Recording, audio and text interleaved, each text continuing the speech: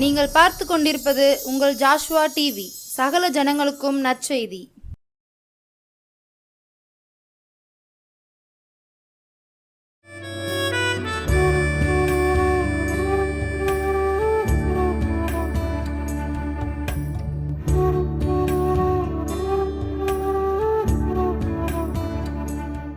ஆண்டவரும் இரட்சகருமாய் இயேசுவின் நாமத்தினாலே ஜாஸ்வா டிவி நேயர் அனைவருக்கும் அன்பின் சமாதான வாழ்த்துக்களை நற்செய்தி நேர வழியாக தெரிவித்துக் கொள்கிறோம். நீங்கள் எல்லாரும் ஆண்டவரால் ஆசீர்வதிக்கப்பட்டு இயேசுவுக்குள் மகிழ்ச்சியாக இருப்பீர்கள் என்று சொல்லி ஆண்டவர் நாமத்தினால நான் அதை நிச்சயமாய் நம்புகிறேன், விசுவாசிக்கிறேன். தேவன் தாமே ஒவ்வொருவரையும் தொடர்ந்து உலக வாழ்க்கையிலும் உன்னத வாழ்க்கையிலும் ஆசீர்வதிப்பாராக. உன்னதத்துக்குரிய சகல ஆசீர்வாதங்களாலும் ஆண்டவர் ஒவ்வொருவரையும் ஆசீர்வதிப்பாராக. இந்த நாளிலும் தேவன் நம்மோடு பேசும்படியாக ஒரு நிமிடம் கண்களை மூடி ஜெபிப்போமா? அப்பா பிதாவே, உம்மை துதிக்கிறோம் ஆண்டவரே, சோத்தரிக்கிறோம் அப்பா. நல்லவரே, வல்லவரே, உம்மை துதிக்கிறோம் ஆண்டவரே, துதிக்கிறோம் அப்பா. இந்த வேளையிலும் உங்கள் பிள்ளைகளுக்கு நீங்கள் என்ன ஆலோசனை கொடுக்க இருக்கிறீங்க? ஆவியானவர் பேசுவீராக. உம்முடைய வார்த்தை வெளிவரட்டும் ஆண்டவரே. ஆண்டவரே, வசனத்தை கேட்கிற யாவர் மேலும் பரிசுத்த ஆவியின் வல்லமை இறங்கட்டும். இயேசு பேசுவீராக. நாம மாத்திரம் மகிமைப்படட்டும். இயேசுவின் மூலம் ஜெபிக்கிறோம் நல்ல பிதாவே. ஆமீன், ஆமீன், ஆமீன். இதனாலும் நாம் சற்று நேரம் தியானிக்கும்படியாக தெரிந்து கொண்ட தேவனுடைய வார்த்தை எரேமியா 4:14. எருசலேமே, நீ ரட்சிக்கப்படும்படிக்கு உன் இருதயத்தை பொல்லாப்பற கழுவு. இயேசு சொல்லுகிறார், இருதயத்தை பொல்லாப்பற கழுவு. ஏன்னா அதில் நிறைய கேடுபாடுகள், அசுத்தங்கள், ஆண்டவரை விரும்பாத காரியங்கள், இயேசுவுக்கு இடம் கொடாமல் உலகத்து காரியங்கள் நிறைய குப்பை போல மண்டி கிடக்கிறது. தேவன் இருக்கிற காரியங்கள் இருக்கிறது. அவர் வாசற்படியில் என்று கதவை தட்டிக்கொண்டே இருக்கிறார். உங்கள் உள்ளத்தில் உலகத்தின் காரியங்கள், அசுத்தங்கள் நிறைந்து காணப்படுவதனால இயேசு உள்ளே பிரவேசிக்க முடியவில்லை. அதனால் ஆண்டவர் சொல்லுகிறார், என் மகனே, என் மகளே, நீ ரட்சிக்கப்படும்படி உன் இருதயத்தை பொல்லாப்பற கழுவு. உன் இருதயத்தை கழுவு. எப்படி கழுவ வேண்டும்? நீங்கள் ஒருவேளை ஆண்டவரை அறியாதவளாக இருக்கலாம். என் இருதயத்திலும் இப்படிதான் கேடுபாடுகள், தேவையில்லாத காரியங்கள், குரோதங்கள், விரோதங்கள், பகைகள், பாவங்கள், வகைகள், வைராக்கியங்கள் இருக்கிறதே, எப்படி கழுவை என்று சொல்லி கூட நீங்கள் சிந்திக்கலாம். இயேசு என்று உங்களை பார்த்து சொல்லுகிறார், உங்களுக்காக இயேசு மரித்தார். கடைசி சொட்டு இரத்தத்தையும் நீங்கள் இப்படிப்பட்ட காரியங்கள், பாவத்தில் இருந்து பகை, விரோதம் பட்ட காரியங்கள் வெளிவர வேண்டும் என்பதற்கு அவர் இரத்தத்தை இயேசு சிந்தி இருக்கிறார். அந்த ரத்தத்தை நீங்கள் ஒரு நிமிஷம் ஏசப்பா பார்த்து சொல்லுங்கள், ஏசப்பா என்னுடைய பாவத்துக்காக நீங்கள் ரத்தம் சிந்தினீங்களே, ரத்தம் எனக்குள்ளே இறங்கட்டும். என்னுடைய இருதயம், என்னுடைய எல்லா அவயங்களிலும் காணப்படுகிற பாவங்களை எல்லாம் கழுவி சுத்திகரிங்கன்னு சொல்லி கேட்கும் பொழுது உள்ளத்தில் இருக்க கேடுபாடெல்லாம் மாறும். பிரியமானவர்களே, அடுத்ததாக அங்கு வசனம் சொல்லு, எந்த மட்டும் அக்கிரம நினைவுகள் உன் உள்ளத்தில் தங்கும். அக்கிரம நினைவுகள் உங்கள் உள்ளத்தில் இருக்கிறதெல்லாம் அக்கிரம நினைவுகள், இயேசுவுக்கு பிரியமில்லாத காரியம்.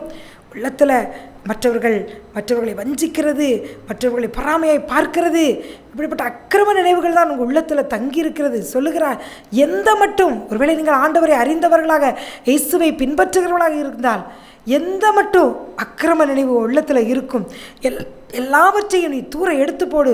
இயேசுவை சார்ந்து கொள், இயேசுவை பிடித்துக்கொள். இருதயத்தில் இருக்கிற எல்லா கேடுபாடுகள், மாறுபாடுகள், முரட்டுத்தனம் எல்லாவற்றையும் எடுத்து போட்டு இயேசுவின் இரத்தத்தால் நீ கழுவப்பட வேண்டும் என்று சொல்லி இயேசு உங்களுக்கு எச்சரிப்பாகவும் ஆலோசனையாகவும் என்று சொல்லுகிறார். பிரியமானவர்களே, ஆண்டவர் சொல்லுகிறார், நம்முடைய இருதயம் எப்படி இருக்கும் என்று சொல்லி ஆதியாகமம் 6:5 சொல்லுகிறது, இருதய நினைவுகளின் தோற்றமெல்லாம் பொல்லாததாக இருக்கிறது என்று சொல்லி அங்கு வசனம் சொல்லுகிறதுங்க. ஆண்டவரே சொல்லுகிறார், மனுஷனுடைய இருதயத்தின் நினைவுகளின் தோற்றம் முதல் கொண்டு அது பொல்லாததாக இருக்கிறது என்று சொல்லுகிறார். அப்படிப்பட்ட இருதயம் நம்மிடத்தில் காணப்படுமானால் இன்றைக்கு அந்த இருதயத்தை பொல்லாப்பற கழுவ வேண்டும் என்று சொல்லி இயேசு விரும்புகிறார். அந்த இருதயம் மாற வேண்டும். அடுத்தது பார்த்தோம்னா சங்கீதம் 44:21 இப்படியாக சொல்லுகிறது, இருதயத்தின் அந்தரங்கங்களை அறிந்திருக்கிறார். நம்ம நினைக்கலாம், நான் நினைக்கிறது என் இருதயத்தில் இருப்பது உடைய காரியங்கள் எல்லாம் யாருக்கு தெரியும் என்று சொல்லி. ஆனால் வசனம் சொல்கிறது, இருதயத்தின் அந்தரங்கங்கள், இருதயத்துக்குள்ள அந்தரங்கமாக நீங்கள் நினைக்கிறது உள்ள காரியங்கள், அதை செய்ய வேண்டும், இப்படி பாவம் செய்து விடலாம், இப்படி செய்ய வேண்டும், இப்படி பெற்றோரை ஏமாற்றி விடலாம், இப்படி என் மனைவியை ஏமாற்றி விடலாம், இப்படி என் கணவனை ஏமாற்றி விடலாம் என்று சொல்லி நினைக்கிற எல்லா காரியங்களையும், இருதயத்தின் அந்தரங்களை எல்லாம் இயேசு அறிந்திருக்கிறார். அவர் எங்கள் பாதாளத்தில் போய் படுக்கை போட்டாலும் அங்கேயும் அவர் உங்களை பார்க்கிறார். நீங்கள் பூமியின் கடையாந்தரங்கள் போய் எங்கே தங்கினாலும் சரி, அவருடைய கரம் உங்களை அங்கே பிடிக்கும். அவர் உங்களை உள்ளத்தை அவர் பார்த்து கொண்டே இருக்கிறார். நீங்கள் நடந்தாலும், படுத்திருந்தாலும், உட்கார்ந்தாலும், எழுந்திருந்தாலும் அவர் உங்கள் பக்கத்திலே இருக்கிறார். உன் நினைவுகளை எல்லாம் தூரத்திலிருந்து அவர் அறிகிறார். அதான் சொல்லுகிறார், உன் இருதயத்தின் நினைவுகளின் தோற்றமெல்லாம் நித்தமும் பொல்லாதா இருக்கிறது என்று சொல்லி இயேசு வேதனையோடு சொல்லுகிறார். இயேசு வேதனைப்படும்படியான ஒரு வாழ்க்கை இனி உங்களுக்கு வேண்டாம். வாலிப மகனே, வாலிப மகளே, இரத்தத்தால், இயேசுவின் இரத்தத்தால் கழுவப்பட்டு இருதயத்தை பொல்லாப்பற கழுவ இயேசு விரும்புகிறார். பொல்லாப்பற கழுவி விடுங்கள். உங்களுக்கு எப்படிப்பட்ட இருதயமெல்லாம் இருக்கக்கூடாது என்று சொல்லி இயேசு என்று எச்சரிப்பாக உங்களுக்கு சொல்லுகிறார் என்று பார்த்தவனால், ஏசாயா 46 ஏசாயா 46 வசனம் 12. முரட்டு இருதயமுள்ளவர்களே, நீதிக்கு தூரமானவர்களே, எனக்கு செவி கொடுங்கள்.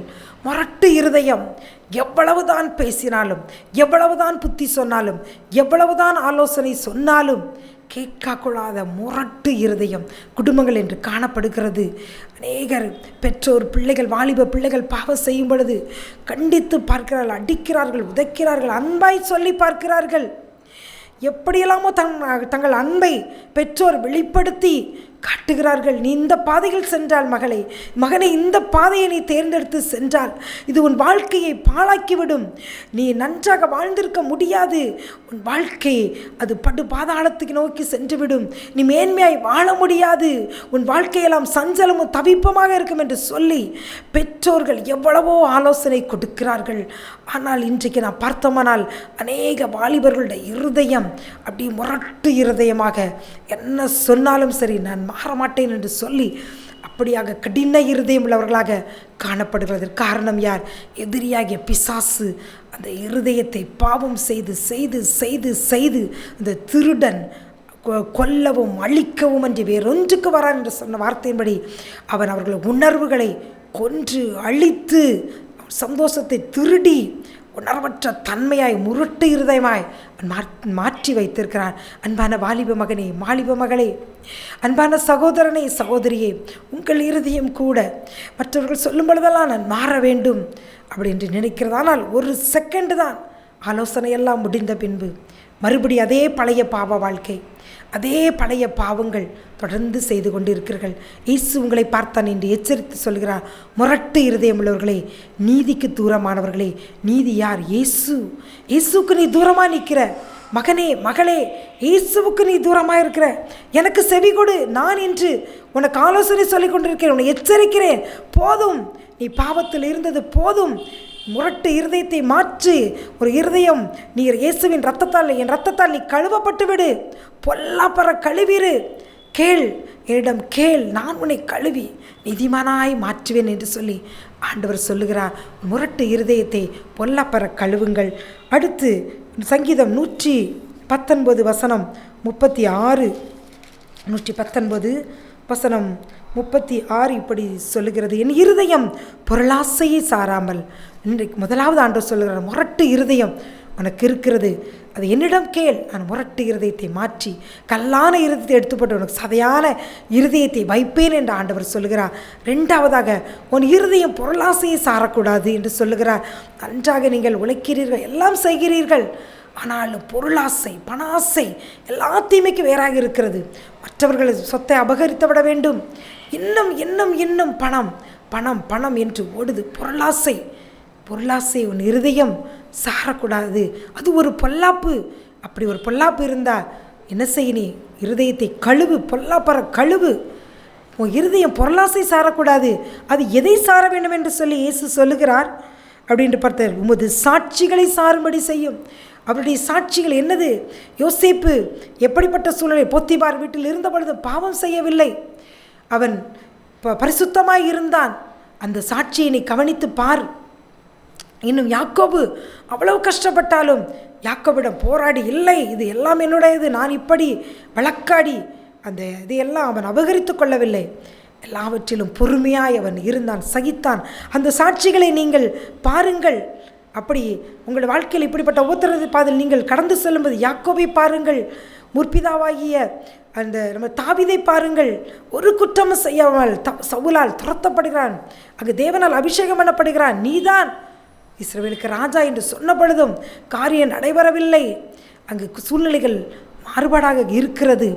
அந்த சூழ்நிலையில் அவன் எப்படி அவன் கர்த்தருக்குள் தன்னை திடப்படுத்தி கொண்டு துதித்து பாடி அவன் இருந்தானோ, அதே போல உங்கள் இருதயமும் இப்படிப்பட்ட சாட்சிகளை நீங்கள் சார வேண்டும். பொருளாசை சாரக்கூடாது என்று சொல்லி ஆவியானவர் என்று உங்களுக்கு ஆலோசனை கொடுக்கிறார். அனனியா சப்பீரால் அன்றைக்கு ஆதி அப்போஸ்தலர் காலத்தில் எல்லாவற்றையும் அங்கு பொதுவாய் வைத்து அனுபவிக்கும் பொழுது, நிலத்தை விற்று கொண்டு வரும் பொழுது தங்களுக்கென்று ஒரு பங்கை வஞ்சித்து வைத்து கொண்டார்கள். பொருளாசை அதை சார்ந்து கொண்டார்கள். முடிவு 2 பேரும் மரணம்.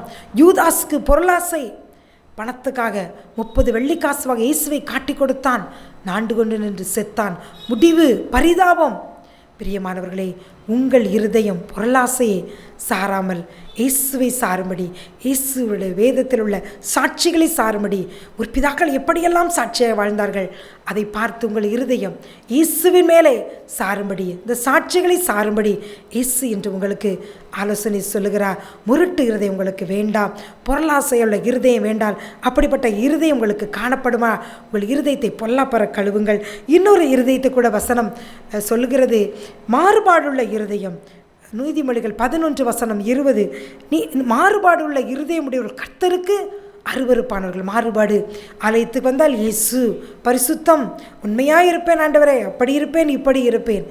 உலகத்துக்கு கடந்து சென்று நண்பர்களோடும் உலக உறவுகளோடும் வீட்டுக்கு வரும்பொழுதும் இருதயம் மாறிவிடுகிறது.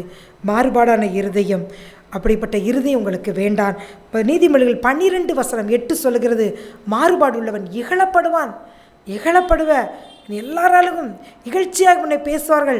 இயேசு உங்கள் மேலே ஆசையாய் பாசமாய் என்று சொல்லுகிறார். அப்படிப்பட்ட இருதயம் உனக்கு வேண்டாம். எல்லாரும் உன்னை இகழ்ச்சியாய் பேசுவார்கள். இப்பொழுது ஒன்று பேசுவது பிறகு ஒன்று பேசுவான் அவன் என்று சொல்லி உன்னை எல்லாரும் இகழ்ந்து பேசுவார்கள். மாறுபாடு உள்ள இருதயம் உனக்கு இருக்கிறது. பொல்லாப்பரர், என் ரத்தத்தால் அதை நீ கழுவி சுத்தமாயிரு என்று இயேசு சொல்லுகிறார்.